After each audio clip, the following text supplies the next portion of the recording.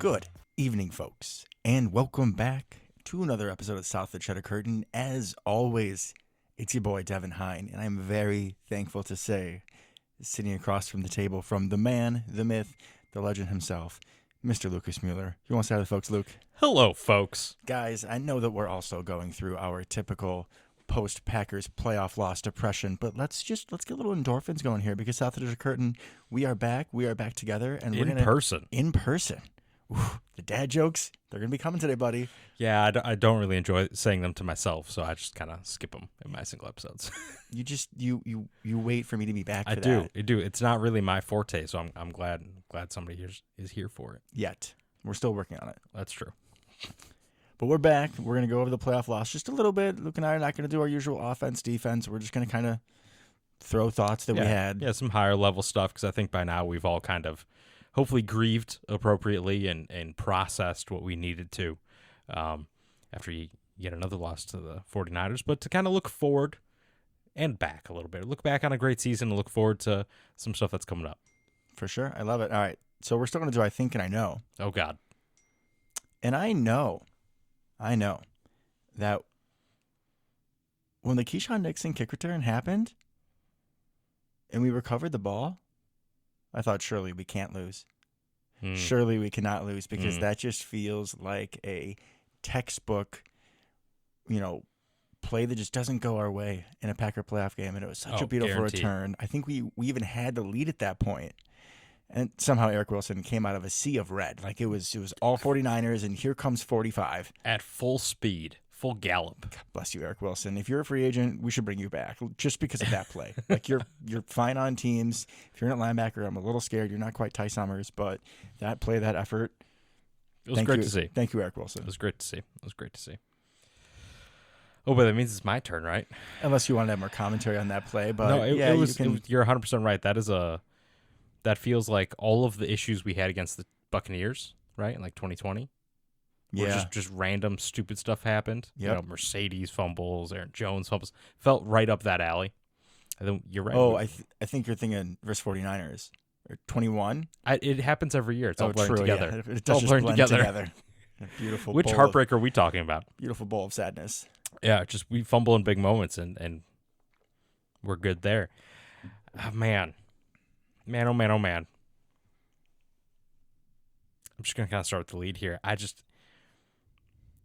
going to go with I knew. I think we all knew that our boy Anders was going to cost us at some point, right? We even talked about it, I think. I think we're recorded talking about how, like, hey, he's probably going to cost us something, but, like, who cares because we're not playing for anything. Right? I think we had that conversation. I'm sure we did. And if you go back and listen to my Cowboys episode that I recorded at 2:30 in the morning, whatever that was. Which honestly, by the way, fantastic. Good job. Oh, thank you, sir. I'm glad that when I'm low on sleep and even more delusional than usual, I'm still enjoyable. I think even better. That's dangerous. Those are dangerous words talking. We're going to reschedule our show for a little bit later going forward. But I said on that episode, I'm pretty sure word for word, like, Anders missed a kick in Dallas. Yeah. And it doesn't matter when we're winning by 30. But I'm really hoping that he doesn't miss one and cost us in San Francisco. And I think the heartbreaking thing about that drive is not only the miss itself, but Aaron Jones had like a 45-yard backbreaker. And at one point, he's cutting across midfield, and there's no one on the screen. I'm going to say it. And I just rewatched the highlights today, so the pain, the memory is fresh in my mind. I couldn't do it. You're a stronger man than I. And with my memory, I had to do something, right? Fair enough. You know who's out? Lead blocker, 15 yards, and decides to just run parallel for a little bit instead of coming back and cutting somebody off? Is that Josiah? That's Josiah. Why is he on the field? That's Joe Baya, because it's the end of the Josiah DeGuara era. I'm 99% sure. Real question. Why is he on the field against the 49ers? Because you substitute. I mean, there were a few plays he actually had some nice run blocks. We did a lot. I don't disagree, but we did a lot of counter lead. We had all of our tight ends. I understand. Well, I think Kraft got a little banged up, didn't he? I think a little. And Musgrave probably still on pitch count. And he's been, for the most part, it's funny because on like the crackback, not very good. But as a lead blocker, he actually does a pretty good job. Yeah, he's not bad there. It's just, you're right. When he has to come across the field, he just kind of goes flying into the ground. And if he just goes back and hits Ward, like I'm pretty sure Aaron Jones is gone. So that's the real killer on that drive. But yeah, Anders killing us. Yeah, that was a rough one. That was a really rough one. When he missed that, I'm like, there it is. There's That's the it. moment. There's That's the it. moment that we needed to see. You just felt it, right? You just felt it. Another feel moment. Or we can move on. We can move on, yeah. We'll just to our random mentions of memories and sadness. Maybe a few good things in the game too. But when we're driving and we're up 3-0, and then we try for like the ugliest tush push I've ever seen in my life. And That was rough. What, 4th and 1, 4th and 2? Yeah. We got it, though, by the way. I'm pretty positive we got it. Yeah, the spot was not great. We got a couple bad spots. But I also just like the way that we lined up, like it feels like when the Eagles do it, like they're right on top of them. And for the second tush push, like Jordan was in a better spot. But for this first one, I feel like he was like 2 yards behind him. Like there was so much space between him and Josh Myers. It was almost like he was in the shotgun. He was so far back. Yeah, we're not great at it. So if we're going to use it, we definitely got to practice and get more reps in. Also, part of it's the Eagles are borderline illegal every time they run it. So that's The percent's a little unfair. yeah, it's part of the problem. Well, I mean, like, formation-wise, they're borderline illegal. Like a little. Their linemen. Might be a little too far forward there. Yeah. Hmm.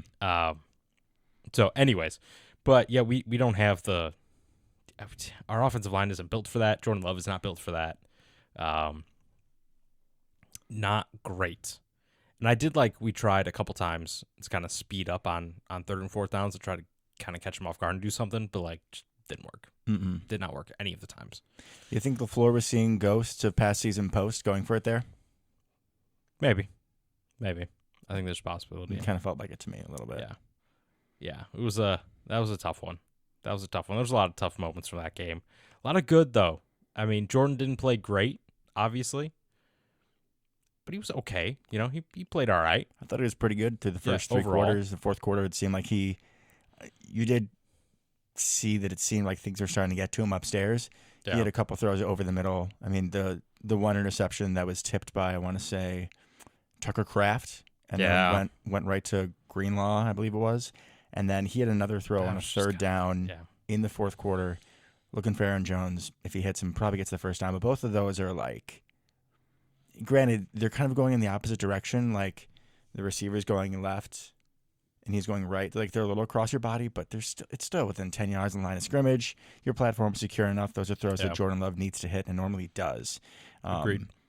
But I mean, on that last throw, he's rattled. He doesn't make that throw if he's not. There's 50-something seconds. Yeah. We have at least one timeout, if not two. He throws late over the middle to a cover 3, cover 4 look where you have 2 linebackers completely underneath that route. You can throw a deep over that totally. That's actually one of the things you're trained to do, right?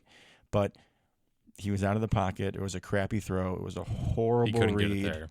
Yeah. So it was unfortunate that's the way it went out. I would have much rather had it have been, if we don't win that game, it could have been we were driving and someone fumbles. It's unfortunate that people are going to look at that and some people are going to have that as the lasting memory of Jordan Love's season, which is really sad because this is someone who is one of the hottest quarterbacks in the entire league. I would say hottest over the second half. And yeah, that last throw was definitely giving us all shades of Favre there at the end of some heartbreaking seasons. Oh, for sure. And we said all along, he's got he's not Rodgers, right? He's got Favre in him. And we've seen the good parts of that, and you're going to see some bad parts of that, just especially as he continues to grow and develop. That's what you're going to see. Yeah, if there were 15 seconds on the clock, I don't care about that throw at all, right? Yeah, no. I mean, and because then you need a huge chunk play to even give you a shot, and so you try something, everybody's covered, whatever. But 50 seconds with timeouts, yeah, you gotta throw that out of bounds, run, whatever. You gotta live to fight another day. Totally. Which is a bummer that we've seen that a couple times. So he's been clutch throughout the year, but a couple times he's shown up and had some poor throws in the worst moments. But don't want to be too sour on someone who has exceeded all expectations. Talking about expectations, this is an angle that I was never a really big fan of, but I'm trying to really soak it in. I'm trying to be glass half full here. Folks, do you realize that the two teams that are in the Super Bowl, that we gave one of them every single thing they could handle? If it wasn't for a Carlson missed kick, if it wasn't for some questionable spots, if it wasn't for Josiah, thinking he's a sprinter instead of a lead blocker, and a few other things, this game goes a lot different. But we gave the NFC representative everything that they could handle. And oh, by the way, we beat the AFC representative. Yeah, I think that's a good thing to kind of keep us in perspective, right? So we beat the AFC representative. We outplayed the NFC representative. I think most people would agree with that, right? Well and said. Even in the NFC Championship game, last time we played the other representative, we whooped them, right? So, man, things are looking good. And like I talked about, I think, in my last episode anyways, it's like this is not 2008, right? Started the year thinking this was 2008 all over again. You just want to, you don't care what happens, you just want to see the quarterback play well. Yeah. Right. This is 2009 plus is kind of where we ended up. Because 2009, right? Heartbreaking loss to the Cardinals. But Aaron Rodgers went toe-to-toe with kind of second prime Kurt Warner. Oh, right, he was. I think in Arizona he was just as good as like prime Rams Kurt Warner. Correct. Like I that agree. first half, I don't know if we forced an incompletion. I mean, that was a wild game, and that game you're kind of like, or that whole second half of that season, and you get into the playoffs, and you're like, wow, yeah, we got it. We can do this. Mm-hmm. We are as good as the best teams in the league. And while we went farther in this playoffs, I think the point still stands, right? Like, we can be as good as anybody. We can play and beat the best teams in this league. And it's not just like randomly anymore. Like, we belong there. We belong in the last 4 teams in the NFC. That's the expectation. And the scary thing is, the dangerous thing is, look how young this team is. We're stupid young. We're the youngest team to ever make the playoffs. But like on offense, okay, Aaron Jones getting a little older, but it sounds like he's going to be back for sure. Yep. But the entire receiving room, tight end room, like we don't even need, like I have no interest in us drafting a receiver, a tight end, No. whatsoever, because we are incredibly deep. Now, if something weird happens in the draft, I mean, if like Marvin Harrison Jr. falls or something stupid, I mean, do it, but Why? Dontavian Wicks, I'm with you. Jaden Reed, But like Romeo. Marvin Harrison Jr. is really good. Now, if we don't bring back Ben Sims, then maybe I could see tight end. There's no way we don't bring back Ben Simmons. We better bring back Benny. We're He's got the gonna- Jets, my guy. I mean, we're gonna bring him back. We should for sure. I feel like he would be like a restricted free agent tender, whatever. I don't know what we signed him to, honestly. I don't know what we signed. I'm not seeing him on our free agent list here, so we must have signed him for a multi-year deal. But I mean, if we're looking, like we'll get into this more later, but like the free agents that come off my head are guys we could lose. Like, okay, Bakhtiari didn't play at all last season, so whatever we decide to do with him, like, okay, that doesn't Right. feel like a loss. I'm sure we'd be gaining salary cap room. Yeah, And then a lot of it. Devondre Campbell, honestly, you can coin toss him or Isaiah McStuffy. Like, who played better? Honestly, probably McStuffy more of the time than not. And honestly, we'll get into kind of the whole defense thing and what that could look like, Mm-hmm.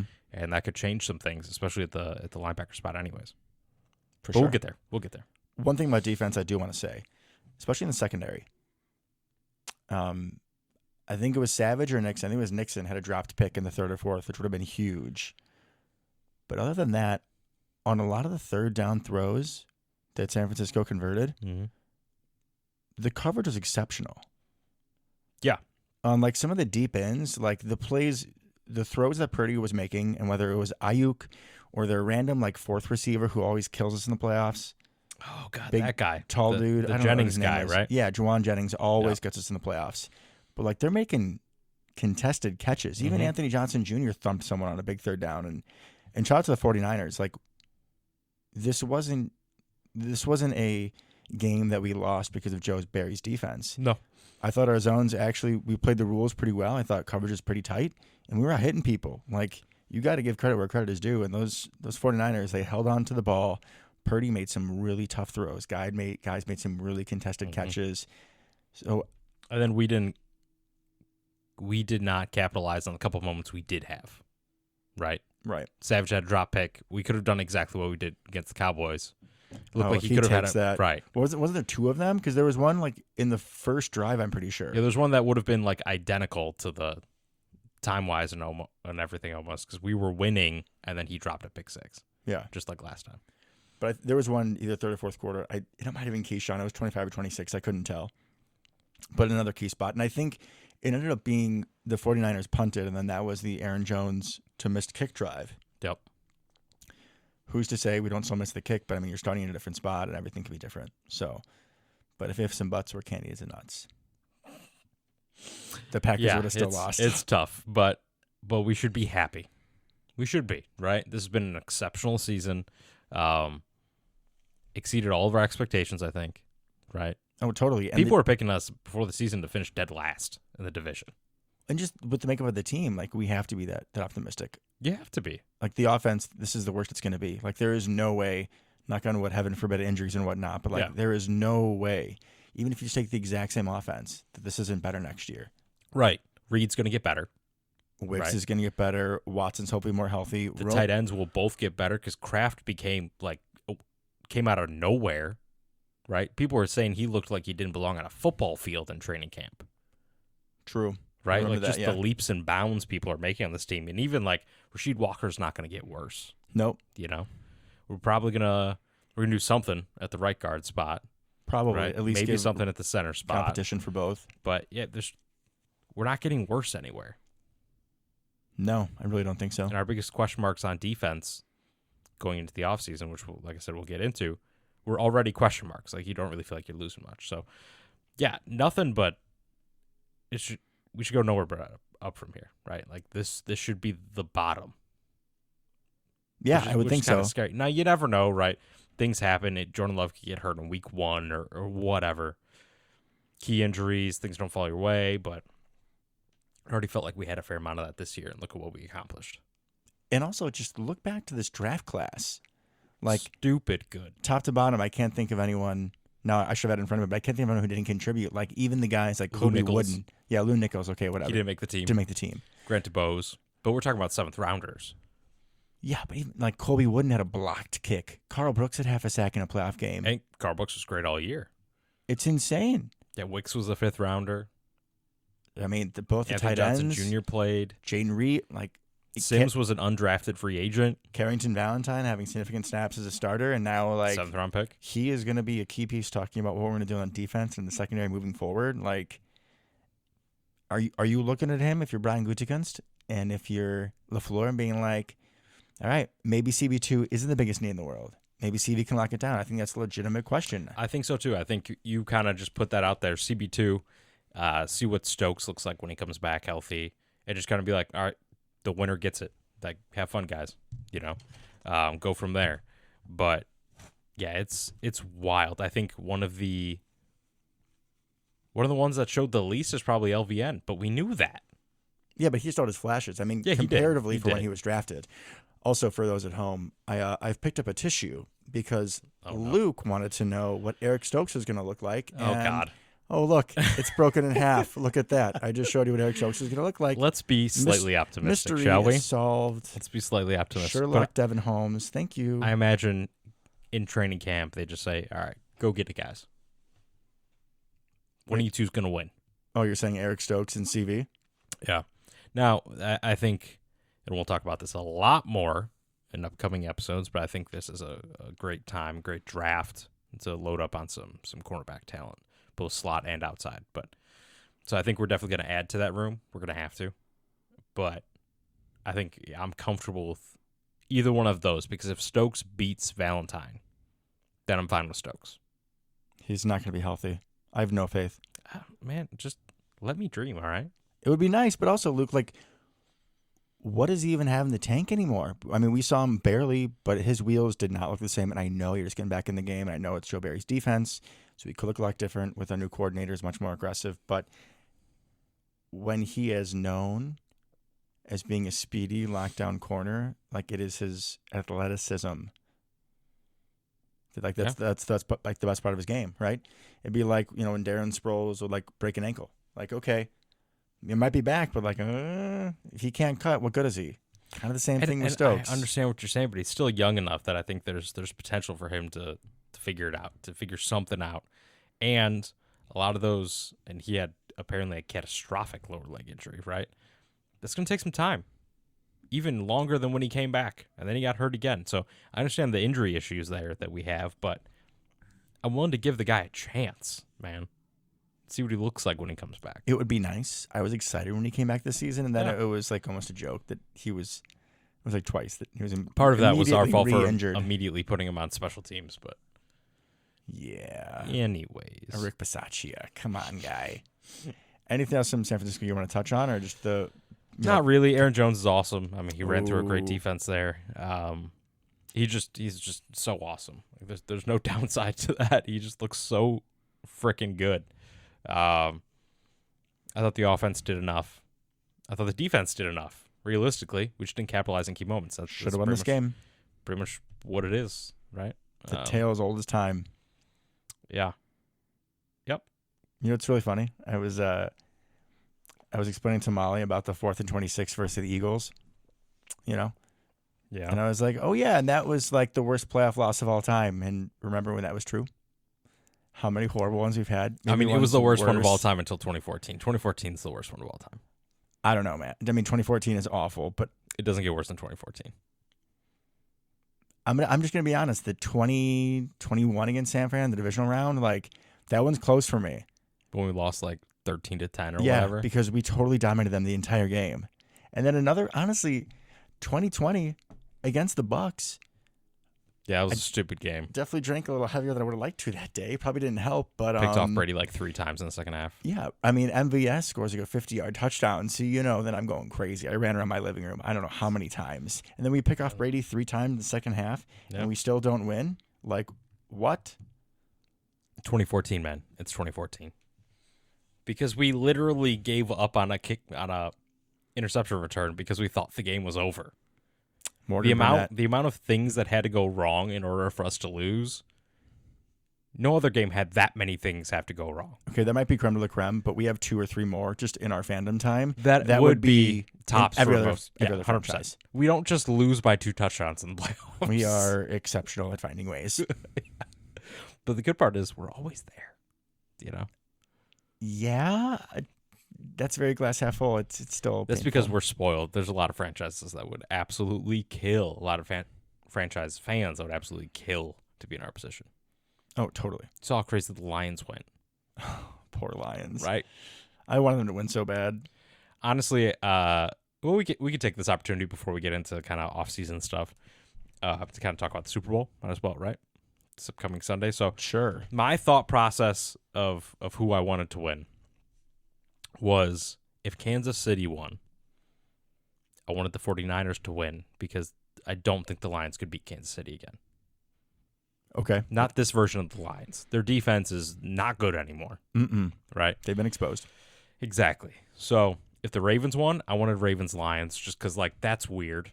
And fun. Yeah. Like, I'm not going to root against really anybody. And not the same matchup as like 2 years ago when the perennial like superpowers in the conference. Like, I just don't want to see this again. I don't want to see this exact matchup again. However, there's no way the Lions beat Kansas City again. Was my thought. So I just don't particularly want to see Kansas City win, if I'm being honest. I don't want to see the 49ers win either, but kind of tired of Kansas City already. I'm tired of them both, bro. Like, I'm on call this day, thankfully, and I'm really okay. Like, I want to be with the family when I can, but like, I just don't care for the matchup, honestly. Like, I think George was my boy. Oren Burks is a former Packer. Randy get another ring. Like, I have to really stretch myself. Andy Reid. I mean, we should all be Andy Reid fans just because he was a big part of the development of a young Packer team that eventually won the Super Bowl. And a big just face in the NFL. I love it. Andy Reid's awesome. Yeah. Right. He's just a cool dude. Been a staple in our lives, really. Exactly. It's kind of funny to watch Matt Nagy have success over there. He's their offensive coordinator. Going back-to-back Super Bowls. So that's just kind of funny to poke at Bears fans a little bit. Ha Bears. But yeah, it frustrates me, I think, that the Chiefs are in it again when the Chiefs' offense isn't good. Yeah, they weren't, and the Bills should have beat them. I mean, the Bills were completely shooting themselves in the foot and still should have won that game. The Bills just build it's so all bad. over. It's so bad. It really is. It's all mental for them. But it's just like, that's the frustrating part because Mahomes is going to get all the credit. And their defense is phenomenal. It's super aggressive, right? Yeah. Why Steve Spagnuolo is not getting offers as a head coach is kind of beyond me. No clue.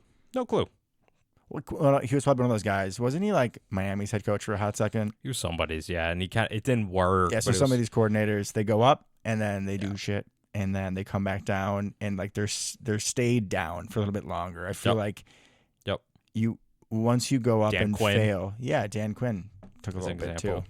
Yeah, it takes a while to go back up again. Yeah. 'Cause people don't trust it anymore. But George Kittle's awesome, so I guess I'll probably root for them.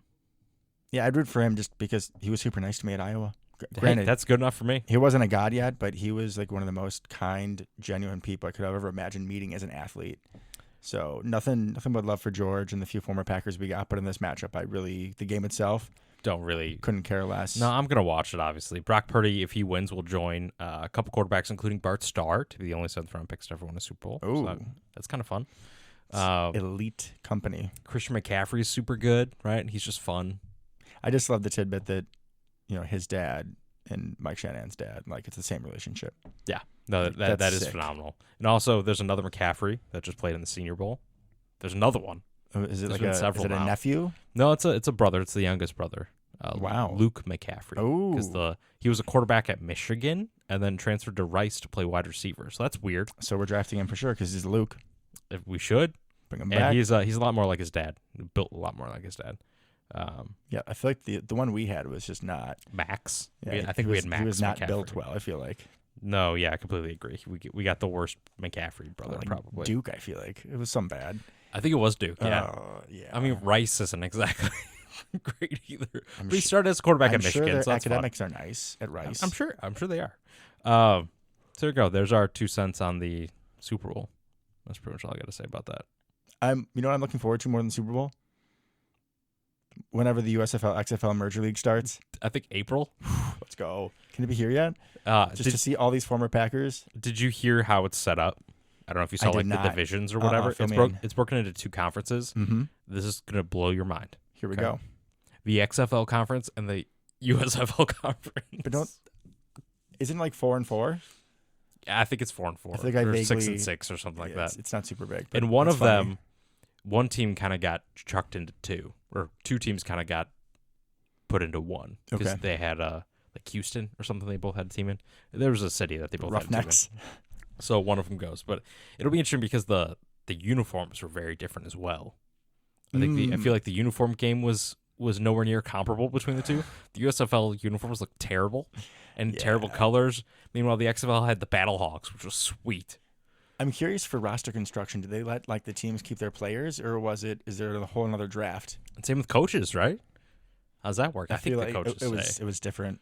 There were different levels for sure. There were a lot of names, and I want to say it was the XFL, like coaches' the XFL names was better. that I knew, and I mean more so players too. But I mean, it's spring football. I'll take whatever I can get. Especially by that point. The draft's over. Who cares? Like, we just want something. I'll take anything I can get for sure. I'm with you. I'm with you. All right, Off-season stuff? ding dong, the witch is dead. Joe Barry, my friends, he gone. He gone. He ain't gonna be your nightmares no more. I kind of feel just a little bad. Just a little bad. Because, like, he had a good game against the 49ers, right? Like, the defense played well. But it's clear that we were being held back by them overall. And then we need a change to move forward. We're not going to win a Super Bowl with the kind of defense that we've had, right? So I think it was time. It was definitely time, and it made a lot of fans very, very, very, very, very happy that he was gone. I think that it seemed like it was kind of typical Joe Barry. He has a pattern where he starts off super slow and then things do get better towards the end. Mm-hmm.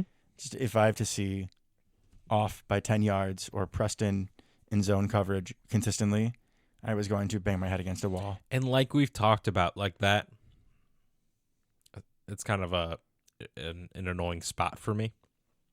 That whole outside linebacker playing coverage thing, because it happens. Just Preston's a terrible version to do it with. I know, and it does Like, happen. TJ Watt does it, but no one cares because, I mean, they should care more because TJ Watt's the best pass rusher in the NFL, top 2. But, like, he's not awful in coverage. Yeah, you have That's guys the difference. that are outside linebackers that can like kind of make it work. Micah Parsons could make it work. He was an inside Lauren linebacker Burks in college. was an outside linebacker. He could make it work. Different kind of offensive You linebacker. have guys that are kind of tweeners, but That's a like 4-3. Preston, Enigbar. Yeah, I'm saying there's no. Gary's, you're not dropping. Yeah, No. because you don't want to waste like his pass rush then. Essentially, like that's just not a good idea. No, completely agree. But so yeah, there's a lot going on. There's going to be a lot of change. I mean, we've heard some things kind of come out already about position coaches and that kind of thing. Jerry Montgomery's gone as well, the defensive line coach. Adios, brother. Run defense coordinator. He's with the Patriots now. Only 2 have been confirmed that are staying, which probably should lead us to the secondary coach and somebody else. Secondary coach was a newer guy, right? Newer guy, however, Arizona? he had a connection to our new DC, who we should probably talk about. Yeah, Luke. I think they coached together at the Browns. Was it Jeff Hafley. Hafley? Hafley. Hafley. Hafley. Half glass, half full. Jeff Hafley. Okay. Hafley. I have his Wikipedia page up so we can all learn a little Folks, bit. this is getting serious. Born on April 4th, 1979. What town? Great question. In Montvale, New Jersey. His high school was Pascack Hills. Pascack Hills. Okay, so he's probably used to some rough conditions. Some hills, some adversity in life. Are there hills in New Jersey? What's the town called, Luke? Montvale? I mean, that doesn't mean there are hills necessarily. No, the high school is called Hills. Maybe there were just hills around the high school. Pascack Hills.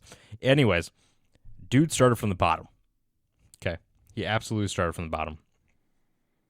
He went to Siena College. I have no idea what that is. It's a college. Wide receiver at Siena College. Earned a master's degree from University of Albany. Cool. Congrats, right. Jeff. We're doing a real deep dive on him in case you couldn't tell. Started his coaching career at Worcester Polytech, which is a D3 school. WPT. As a running backs coach, then went to a defensive assistant at Albany, where he got his master's. Then D-backs coach at Albany. Then defensive assistant at Pittsburgh. And then a D-backs coach at Pittsburgh, which, like we were talking about before we came on, is where he coached Darrelle Revis. Yeah, he said in this interview, he was like, I thought I knew a lot about coaching defensive backs. And then I got to Pitt, and I met this kid named Darrelle Revis, and that changed. And that's something that I watched the full interview that Devin's talking about, and he did this interview. It came out like the day that it got announced or something that he was coming to the Packers, and it was an interview of him still as the head coach at Boston College, which we'll get to, answering questions right about Boston College, which was kind of like awkward to look back on a little bit. But he brought up the NFL a ton, and one thing I really liked is he brought up how much he learned from different players as he was growing throughout his career. Revis being one of them, another one being Richard Sherman. He talked a lot about that. And Sherman is all about this guy. Yeah, Sherman loves him, which I don't like Sherman big. necessarily, but okay, Sherman was one cocky mother effer, but he knew, brother. Yeah, he knew. He knew. Smart dude, right? So then after Pittsburgh, he went to be the D-backs coach at Rutgers. Then he was the assistant D-backs coach, moved to the NFL for the Buccaneers in 2012. D-backs coach in 2013 for the Buccaneers. D-backs coach for the Browns, 2014-2015. That's kind of where we start to get interesting. D-backs coach for the 49ers, 16 to 18 under Robert Saleh. Mm-hmm. All right, so that's interesting. Co-defensive coordinator and defensive backs coach at Ohio State in 2019, and that's important because 2019 is the best defense that Ohio State's had in a very long time. Part of that's because they had Chase Young, Jeff Okudah, Damian Arnett, all 3 first-round picks that year. However, if you kind of look at a graph of Ohio State defensive rankings, they spiked in 2019. Like, they were the best defense in the country by far that year. So that's good, right? After that, he got the head coaching job at Boston College. He was there for 4 years. Interesting place to be a head coach. And in the interview, and Devin, you can kind of speak to this as well, he talked about the NFL a lot in that interview. Yeah. For not being asked about the NFL pretty much ever. I feel like he was talking a lot about how it feels like, because like you said in the interview, he was still head coach of Boston College. For him, it's like he's the general manager and the coach and everything because they have to help in recruiting. Especially now, if you don't pay attention to college football, transfer portal is the thing now, so kids can transfer whenever they want to, which means you have to not only recruit high school kids, you have to recruit other colleges' kids, which is not really something you had to do in great numbers before, and you have to recruit your own kids because other teams are constantly recruiting the kids you have on your team already. Yeah, there's a whole lot spinning around your world, and I'm pretty sure at one point in this interview, Hafley either said directly or insinuated, like, I just want to call defensive plays. Like, yeah, I just want to coach coach defense. The one thing I did want to point out that really stuck with me, though, is he was talking about something that he loves about being a coach at BC and talking about like the young men that he gets to meet Mm-hmm. and how, you know, you start them off as a freshman and then you get them through senior year and you get their degree. And I thought that was just wonderful. You know, that was like the next thing he said in line. Like, it isn't just about getting them through the 4 years of college and then they go to the NFL or whatever, but it's getting them through and helping them get their degree. Just the way he said it, it was like a cohesive team effort that the person that puts on the jersey for BC or whatever school he was at, to him, it's a person. And that's just a touch that I've liked personally. Big surprise. Devin, touchy-feely. It's something that's easy to forget, right? Easy to forget. We don't necessarily, and this sounds bad, but we don't necessarily look at these people as people all the time. Well, sometimes, if it's Will Redmond, they're not. Will Redmond being the one you pull there is interesting. But yeah, there's big thing on growth, right? Want to see people through the process and develop them. And that makes sense at a school like BC because you're not going to get a bunch of 5-star recruits, right? You're not going to have first-round picks every single year. It's a place where you have to develop talent. You have to find talent and develop it over the course of 3, 4, 5, well, now COVID, 6, 7, 8, 9 years, because kids are in college until they're our age almost, which is good, and it's something I really like to hear, partially because I think, and we're going to touch on this, but our secondary is about to be a bunch of brand new, very young people, I think. I could see it, man. We've kind of already started that realm, right? We have a lot of young people on defense.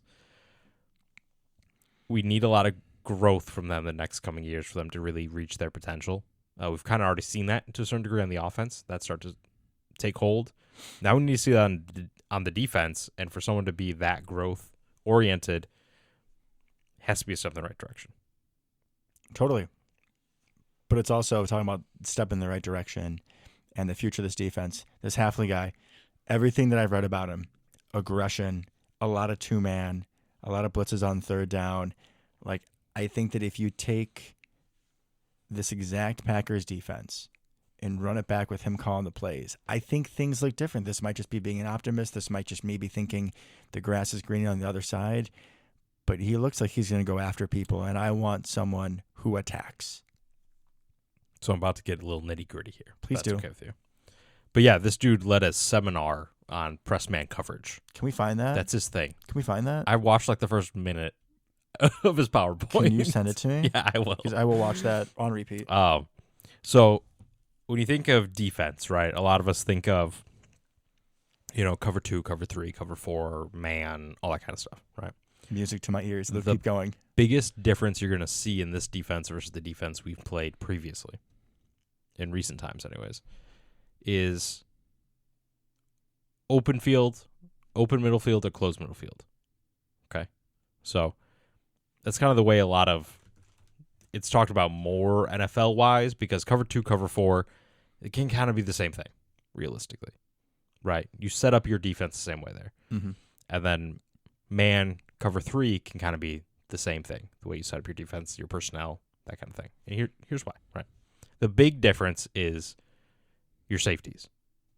And this is a big thing for him. So we're going to see this change. I don't know exactly what we're going to do on the defensive line, but we're going to see this change. We ran last year predominantly an middle field open concept, which means we have 2 safeties, both back there, way back there, split, right? So you think cover 2. Half and half, 2-man. Right. They kind of split the deep fields unless they have different assignment, whatever, right? Hafley is almost exclusively a middle field closed guy, which means there's 1 safety. Cover 1. Cover 1, cover 3 can work this way, right? Cover 0, depending on exactly how you want to do it, right? Which means you're sending the house and everybody's in man, which is a terrifying thing. And then you drop one of those safeties down to be a pseudo linebacker, or you're a robber, or whatever you want to call it, right? Kind of a middle of the field rover guy. Think like Troy Polamalu, that sort of deal, right? Just a problem. Right, and that puts a lot more emphasis. It really changes the requirements of that other safety, that deep safety. You need pure center fielder out there. Oh, yeah. Which we don't have. We don't have either of those, honestly, right now. We have neither, right? And if you play a cover 2, a cover 4, whatever, if you have a middle field open concept, it puts a lot less pressure on your safeties, realistically, right? There's a lot more help there, and you don't really need they don't need to be great at either one of those things. Whereas now you're going to see a lot more, probably, delineation between the two safeties. They both have a job that they need to be very good at. And it changes the rest of your play call, obviously. But that's a huge difference. You're kind of mucking up the middle of the field versus leaving it open. I think we can all think of examples of how many times we had deep ends, deep crosses, just wide-ass open in the middle of the field. But if we're sending everything to the middle, that means wide or corners playing outside leverage. It means if we're bringing down a safety, we need someone like that's a first-round pick. We need someone who's a dog, or we need to go get somebody. I actually think it's the other way around. I think the deep safety's got to be the guy. That's harder to find, I think. I think they're both going to be challenging to find, but I was also going to say is depending on the play call, Quay Walker might be around the vicinity as well. And we've seen growth from him this year, but another big step from him next year would be huge. Huge. It would be huge. And I think finding a kind of like tweener guy is probably a little easier. We're closer to having that guy on the roster currently. I think that... Are you saying for the overhang, like middle plug defender? Yeah, I think that... Rudy Ford. I mean, we have no safeties on our roster next year, essentially. But when Savage has looked good, he's been in something similar to that, right? The star defender, nickel, kind of, which is close to that Robert type of thing. Line of scrimmage, yeah. Right.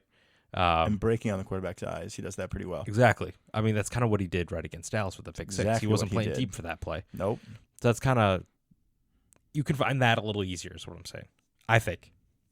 And that true deep center fielder, they have to know the defense like crazy. They have to have great eye discipline, and they have to be a really good athlete because they have to cover everything, essentially. Which puts a lot of pressure back there, obviously, but you're mucking up a lot of that short, easy stuff is kind of the trade-off you have there. Big difference we're going to see from last year to this year. We're going to give up a ton more big plays this year. Or next year, whatever you want to say. Probably, right? Yeah. We're going to be a lot more aggressive, press man, good quarterback, good wide receiver. You're going to beat press man sometimes. It's just the way it's going to work, right? You put pressure, burst pipes, one way or the other. Exactly. We're not going to play press man every play. That's suicide. I think the highest percentage in the league was probably Wink Martindale, like 40%, something like that this year. And his name is Wink, so like... And he's like the guy. He is the aggressive man guy in the NFL, right? So that's kind of where you max out. You're still going to have to mix a lot of zone, right? A lot of that kind of stuff that we're used to. But it's going to be aggressive zone, I imagine, right? And from what I've read, this guy isn't as creative necessarily blitz-wise as a Pettin or like an early Capers, but they're effective, well-timed, well-thought-out blitzes. But they're not necessarily some of the weird stuff we'd see from that. I don't expect like a NASCAR package or something like that to come out, which is kind of a bummer. I do love NASCAR. And then a big question mark left for this guy is, are we running a 3-4-4-3? And the answer kind of is doesn't matter much. I mean, it does, but it doesn't. It does, but it doesn't. But it does. Because I think it was LaFleur that came out and said it. Either LaFleur or Gutekunst in their last press conference mentioned that it doesn't really matter. But essentially every team plays 4-2-5 most of the time, 80% of the time, right? Yeah, it just depends on if they're actually down, hands down in the dirt or not. Right. And honestly, I kind of like the thought of Gary and like LVN hands in the dirt. So 3-4 that we're playing now, those outside linebackers standing up, occasionally have to drop into coverage. 4-3, which we may be playing next year, those guys, hands in the dirt. Think of the 49ers. Perfect example. Right. That's kind of the defense we could look similar to. It would just be interesting then. I mean, we would need to be adding to more traditional linebackers into that room because I don't think we really have, like, Devondre Campbell's probably gone, but if not, I guess you could maybe move him or Quay to one of the outside technically to have one of them be middle, but then, like... McStuffie's a starter at that point. Oh, I guess McStuffie then. Yeah, for sure. He could do it. Be McStuffie. He could do it on rundowns. I could see it. Yeah. As an outside linebacker technically, but yeah, because the other guys, like that's the difference in this scheme is that if you're running 4-3, you cannot have Lucas Van Ness or Kingsley Enagbari or Rashawn Gary. Like you cannot have them go play up at the traditional linebacker position. Like you have to have them as edge rushers. Oh yeah, they're edges no matter what. They just put their hands down now. That's the only difference for them. Because realistically, we ran a lot of forefront anyways. I'm not against the idea. We would probably be needing another linebacker. I just think that if we do go more 4-3, it for sure adds a decently high-end roster need because that's someone who's going to be getting a significant amount of snaps, you would hope. Yeah, I think that what he decides to play, and even just his play style normally, even if he kept it as a 3-4 or says doesn't matter, we're just going to play 4-2-5 all the time. That does change a lot of our needs. The biggest one, safety's huge now. It was already a big need. Now it becomes massive. Before our conversation, And I thought then, it was number one. Another inside backer of some sort. Yeah, there's another backer that can go sideline to sideline if we're going to go 4-3 as well. Yeah, you're going to need another one to pair with McDuffie and Coy. Because Campbell's contract is up, right? Or I just think feels like I think he's a cut candidate. feels like it's just he's gonna be gone because he's grumpy and old and not as good. And we're paying him too much now. Yeah, that's kind of where we're at with him. So there you go. There's your Jeff Hafley information overload. That was fun and interesting. Thank you, sir. I appreciate it. No problem. It was interesting to kind of look at some of the middle field open, middle field closed thing is kind of a big differentiator in entire schemes and how that changes personnel, which you wouldn't necessarily think, casually wouldn't necessarily think cover 2, cover 3 would matter that much, like personnel decision wise, but that's why it does. Do you want to quickly go over free agents and we can just say, we should do back or not? Is it do we think they will be or do we want them? I say, do we want them? I agree with want. Okay. I agree with want. Okay, so let's go free agents, and I'll tell you what kind of free agent they are. Okay. Because we got a couple. I'm going to skip the some of them because there's a couple different kinds of free agents. There's restricted, which means we get kind of first choice, right? Mm-hmm. There's unrestricted, which means they're just wide open. And there's ERFA, which means like this like future contracts. They're on our team. We don't even need to talk about them. Okay. Yash Nyman, 28 years old, making $4.3 million. If he's cheap, bring him back. Ooh, interesting. So, yeah, I would want him back, but I also know that he's at some point might be getting more attention here. That's kind of been a rumor for a few years. He's a solid swing tackle backup. Yeah, I don't disagree. I'd be fine cheap. I don't think he'll be cheap enough. I don't think so either. Okay. Keyshawn Nixon made $4 million last year. Turn it up a little bit more in the slot after disappointing spots throughout the season. He's shown he's one of the NFL's best kick returners. I expect he'll be too expensive. But we'll see. I'd want him back, but not as a starting slot. I want to be kind of backup slot and kick returner. But I think he's going to want too much money. I think that's what's going to happen there. I don't necessarily think he's going to get too much money. I think he's going to want too much money. Agree with that. Darnell Savage. Now, this is an order by money, so it'll get less interesting as we go. But still want him back. Okay. I think he kind of pairs nicely with a guy later, so I would be fine with either one of them back. I don't think we necessarily need both. Okay. As Devin's dying over here. Jonathan Ford. Take it or leave it. He never played. Yeah, who cares? Another big rotational body, but we don't know if it was any good. Yeah, whatever. He couldn't even make the roster when our defensive line was depleted, so see you later at this point. Right? Yeah. A.J. Dillon. I have very strong emotions on this one. It's sad because there's a lot of great memories of the potential of A.J. Dillon, but that's what I'm saying, the potential. He did have a few games in the cold. They're really nice. I remember against Tennessee a couple of years ago, but overall the production was not worth where we drafted him. I think we can find better late in the draft, even unrestricted free agents. The kid we had this year who had to play, Emmanuel Wilson looked better than A.J. Dillon did for most of the season. Mm-hmm. So I'm sorry, A.J., goodbye. Yeah, great guy. Loves Door County. Love that. Wrote a children's book. Yeah. Which is great. I'm still looking for that for my daughter. Gotta get it. About that. Birthday's coming up in several months. But yeah, no. See you later. I've been pretty consistent with this all year. I want a lot more pop out of that room. I want 3 Aaron Joneses back there. That's what I want. Would be nice. Probably not going to happen. Give me all the Aaron Joneses or Aaron Jones lights. Also, a little tidbit. I've already watched a decent amount of running back stuff this year. Here we go. I got thoughts. So I'm not going to give them all out now. There's a lot of bigger backs this year, which I don't necessarily love because, like I said, I just want all the Aaron Joneses. But they all got more pop than A.J. Dillon. So We could get what A.J. Dillon was supposed to be. yeah, we could That'd be nice. Easily just one off the top of the head. And like I said, there's a bunch of them. Braylon Allen from Wisconsin. He's huge. He's similar size to A.J. Dillon, but built very differently. He's taller, leaner, but similar weight. Okay. Really, really giant dude, but doesn't have quite the pop, but I think he's got more pop than A.J. Dillon. So class is full of them. Not a super strong running back class, but I think there's a lot of potential there, and I'm very excited to go over all of them. Eric Wilson. We kind of already talked about that. If he's cheap, sure. Yeah, he's fine. He's Good harmless. special teamer. Seems Whatever. he loves being a Packer. Seems like it. No. This is one of those times where our show needs to be a YouTube show. Yeah, I just made a face at Devin. He immediately knew who I was going to talk about. He might make a practice squad somewhere. You think? Goodbye, Josiah. Yep. Yeah, there's no way he's coming back. Tyler Davis. Honestly, I was amazed at how sad the team was when he got hurt. They were real bummed. They were so sad. And They really thought Tyler Davis breakout season. the last time we saw him, he wasn't being my pallbearer.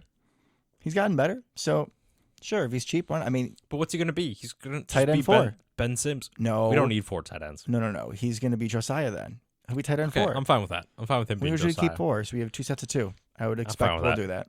I'm fine with that. Jonathan Owens. Mr. Man, Simone. there's something about J.O. that I like. Me too. There's something about J.O. that I like, and I think he's a little bit younger than Rudy Ford and a little bit more consistent. I think he's actually useful, unlike Zane Anderson. I don't know how much special teams J.O. can play, but I would want him back, He makes like the same as Zane Anderson. money-wise. Yeah. Oh, and I meant like how he does on special teams. No, I know, but they make like the same amount of money. I like J.O. Yeah, I'm with you. That's why he's the one I was thinking of when I said Savage. Like one of them I want back because I don't want to necessarily go full on tight end room to this safety room because I Yeah. think the only one we have under contract next year is Anthony Johnson Jr. And if you have the 3 of those, like you don't feel wonderful, but you don't feel horrid. And then you get a young guy in the first 3 rounds, or maybe we go trade for someone. Get a free agent, maybe multiple, right? Yeah. I think this could be a year where we do that. We kind of double dip, get a free agent and get a rookie. And then you have 5 in the room. That's great. You still need players besides those 2, right? So I think Jonathan Owens or Darnell Savage should be one of those players. Agreed. Okay. Zane Anderson. No. Yeah, why, right? You need like one good special teams play. Robert Rochelle. No. And then, okay, this is the last one that actually matters. John Runyon. Played much better the last couple games. Last like third of the season. I don't think that his tape has been good enough to get a whole lot of offers from other teams. If he's at a market valued contract, maybe a little less than I would take him. I would expect that we would still be trying to replace center or right guard for a spot for a starter spot. Yeah. But then we're kind of getting to the point where it's okay. How many starters can we hit in the draft this year? We had ridiculous. Some of it was luck. Let's be honest. There's a lot of 100%. skill in scouting, but the way that some of these guys hit is insane. Yeah, So- you don't see this kind of draft. Could we get a guard center combo in the 4th or 5th round that could start for us, kind of come out of nowhere like we've seen guys before in the Could be. past? Potentially. There's a really good one that's actually being mocked to us in a lot of times the first, but I think that's probably a little strong. But even just thinking of like who the other backup centers, what, Hansen and guard, like it's bad. So what I'm saying is that I would try to keep him if it isn't for too much money.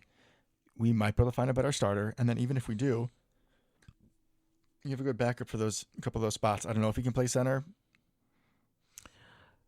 but maybe if he can, maybe he can you can play tackle. You can put technically. Elton if you need to. Or Zach I Tom. think that he is a good backup lineman to have, fringe starter. Yeah. Okay. That's where I'm at with him. I don't hate that. I don't hate necessarily going into next year with kind of being okay. Once again, like Runyon and versus Ryan, one of you guys gets right guard. Oh, if we I forgot about can't, Ryan. Yeah. if we can't find a better solution, because he outplayed Ryan, I think, the last couple games of the year. But before that, I was like, just hand the keys to Ryan. I don't care at this point. So I don't know. It's going to be really interesting. I'm with you. If he can come back cheap enough, I think he was on the cusp of making a lot, being relative, a lot for a guard money going into this year, and he kind of blew it. Did you also see his post-game conference? He loves being a cried. Packer. He loves being a Packer. And as a man who cries, bring him back. He just loves the organization. He and what looks it means. like a Packer. He sounds like a Packer, right? John Runyon Jr. He walks like a Packer. Man, I've been on the John Runyon train for a while now. I'm also just a sucker for guys whose dads play in the NFL. Absolutely. Like, I'm biased. Bring him back if we could. I think we will. We'll see. If he gets starter money somewhere else, so be it. Happy for him. That's where I'm at. I think this is going to be a very fun offseason. Gutekunst in an interview kind of teased the idea of, with all their picks, like, yeah, we got some ammo to move around, or just go get people. Like, we have a really young team, and I don't even know what he means by that necessarily. We don't have much money, but whatever. Do you, Goody. Bakhtiari, potentially save some money there. Devondre Campbell, potentially save some money there. We're going to have to restructure We're gonna Jones. Be another year off of Aaron's, like another year. I believe that cap hit should be less from Aaron Rodgers. And if you look at other dead contracts that we have, like the money, I think 2025 is the year where it gets really good, but this year is still next year's the good year. Much better. And we don't have like huge free agents. Like the guys we talk about re-signing, like Savage, Owens, like those are the two biggest ones for me. They're not going to be a whole lot. I was just going to say they could all walk and I wouldn't care. Really. I mean, like, I don't think we're necessarily worse if that entire class walks. Obviously, we're not significantly worse, but if we don't take a safety then the front 3 rounds, and even then, we're still kind of throwing darts. I feel like we've seen there have been some nice hits lately, like C.J. Gardner-Johnson. Kyle Hamilton looks pretty good at points, but Hamilton's good. There are also some big misses. Geno Stone's really good. Mm-hmm. Just every Ravens defensive player is really good. It's crap. It's terrible. Yeah. But it's gonna be a fun offseason. Because we don't have that many holes, and it's nice that it feels on offense. I mean, another running back, and we can maybe get better on the offensive line, but it isn't super sexy. But I'm really just excited, like, that we don't have to worry about, like, the tight end room and the wide receiver room. Like, don't even draft a receiver to take Bo Melton's spot, because Bo knows. Bo Melton got himself a touchdown in the playoffs. There's a couple guys out there that, for some freak reason, they fall a round or two, because obviously we're not going to take them at 25. But, I mean, this is a pretty good wide receiver class. But, I mean, I'm talking there's only a couple guys. Or maybe, if you let Keyshawn walk, you draft one that's later on that's a returner. I'd be okay with that. Maybe a little gadget. Something like that. I could see that. Or, like, if Keon Coleman tests really poorly out of Florida State, the dude is just a 6'5", right? He's just massive.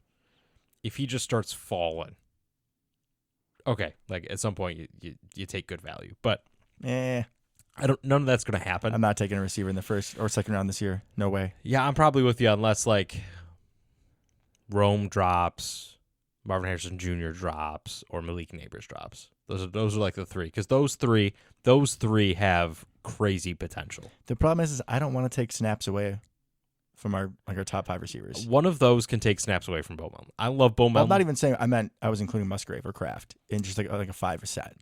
That's fair, man. But at some point, like if somebody crazy drops, you got to do what you got to do.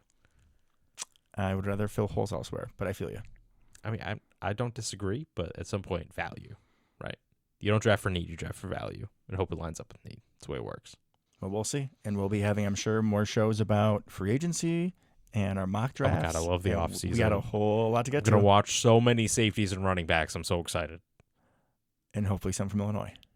I'm sure I can find some. I'm sure for you will. sure. Alrighty, folks. Until next time. Go Pack Go. Go Pack Go.